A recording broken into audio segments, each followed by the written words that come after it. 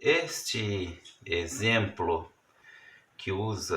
em que nós vamos usar o amplificador operacional ideal num circuito muito comum, chamado somador inversor, pede o seguinte: implementar um circuito que execute a função abaixo, onde V1, V2 e V3 de T são as tensões de entrada e VO de T a tensão de saída. Use resistores e amplificadores operacionais ideais. Resistores de realimentação deve ser de 1.200 ohms.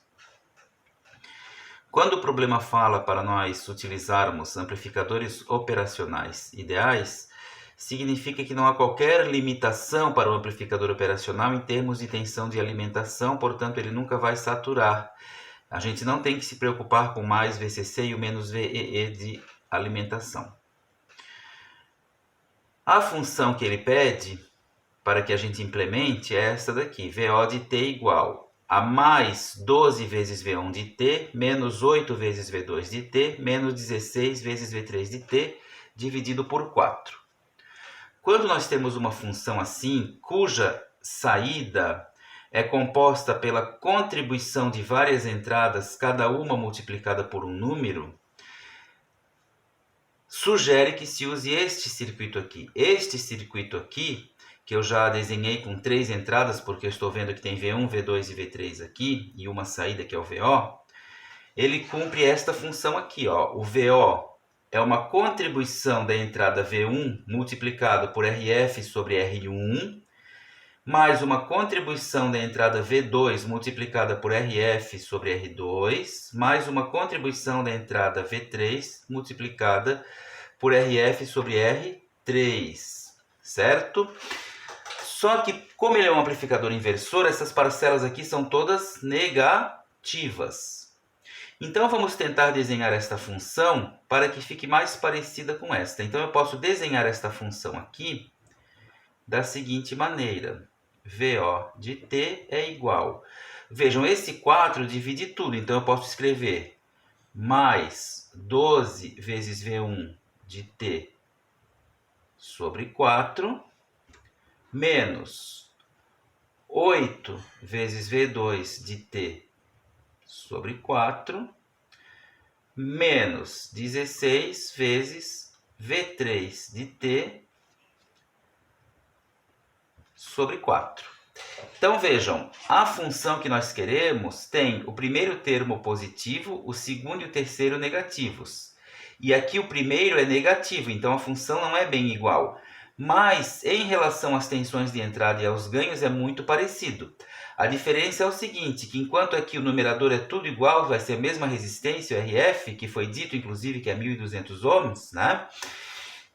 Os denominadores são diferentes, R1, R2 e R3. Então, nós vamos iniciar a resolução do problema, primeiro determinando quem vão ser o RF, R1, R2 e R3. O RF foi dado. Se nós compararmos este termo com este, nós descobrimos o quê? Que 12 sobre 4 vai ser igual a RF sobre R1.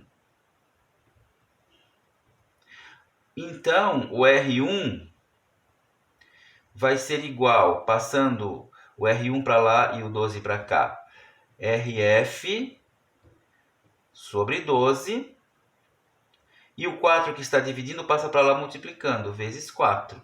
Aqui eu posso simplificar o 4 com o 12, fica 3, então fica RF sobre 3. O RF vale 1.200. 1.200 sobre 3 vai dar 400 ohms. Então eu descobri quanto vale o R1. Se nós fizermos o mesmo procedimento para este termo e para este termo, vamos descobrir que o R2 será igual a 600 ohms e que o R3 será igual a 300 ohms. Então, com isso, nós descobrimos os valores dos resistores. Então, eu posso já escrever aqui, ó. Esse daqui vai ser 1.200 ohms, este daqui vai ser 400 ohms, esse daqui 600 ohms e esse daqui 300 ohms. Vejam como é fácil, ó. 1.200 por 400 vai dar 3. 12 por 4 é 3. Então fica fácil de a gente ver. Só que este circuito, assim como está, vai implementar esta equação aqui, com todos os termos negativos, mas eu quero que o termo referente a V1 seja positivo. Então eu preciso tomar alguma providência aqui para deixar o V1 positivo aqui na saída.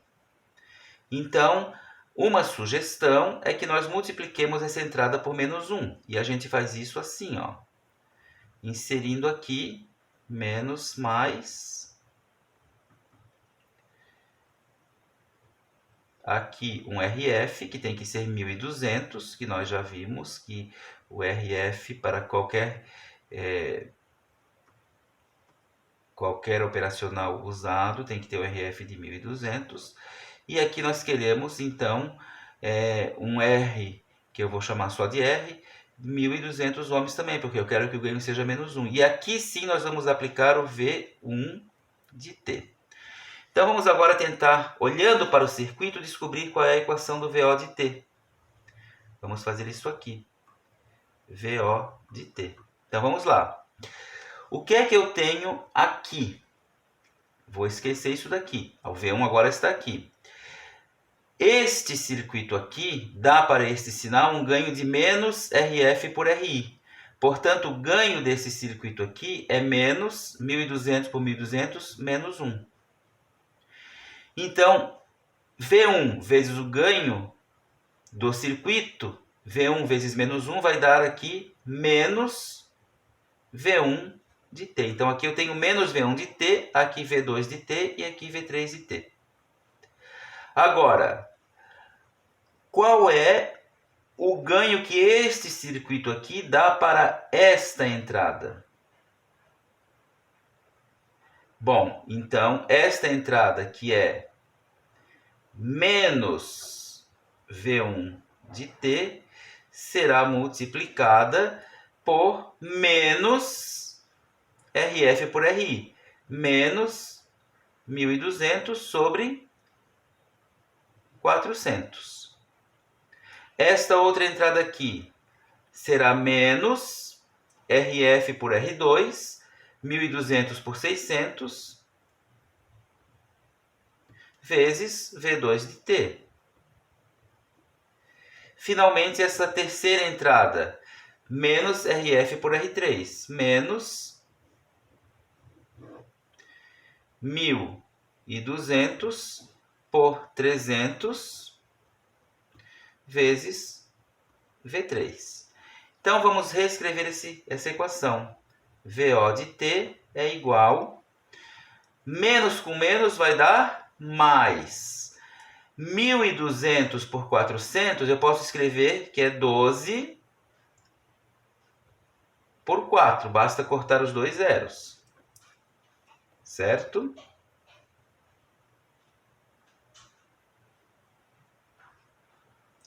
Vezes V1 de T.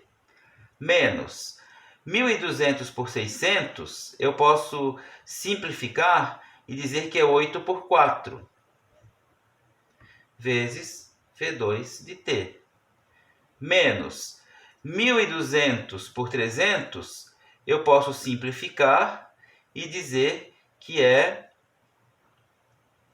16 por 4, vezes V3 de T.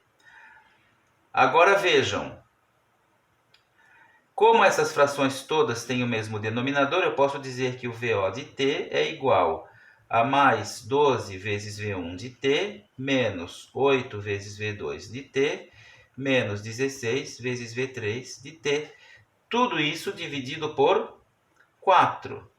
E eu posso ainda, então, escrever que o VO de T é igual a 12 vezes V1 de T, menos 8 vezes V2 de T, menos 16 vezes V3 de T, tudo isso dividido por 4, que é exatamente a equação que está aqui.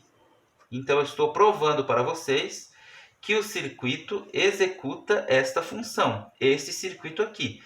Vejam, Como uma das entradas é positiva e duas são negativas, então para essa que é positiva eu precisei primeiro passar por um amplificador inversor de ganho menos 1 para trocar o sinal da contribuição de V1 aqui na saída. Esta equação ela pode ser reescrita também de outra forma, que fica mais simples. Eu não quis fazer aqui porque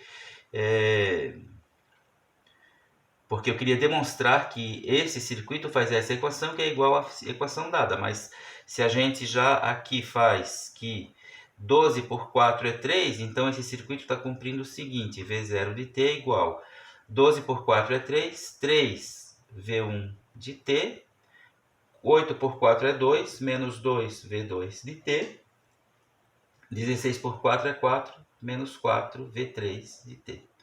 Então, esse circuito também cumpre esta equação.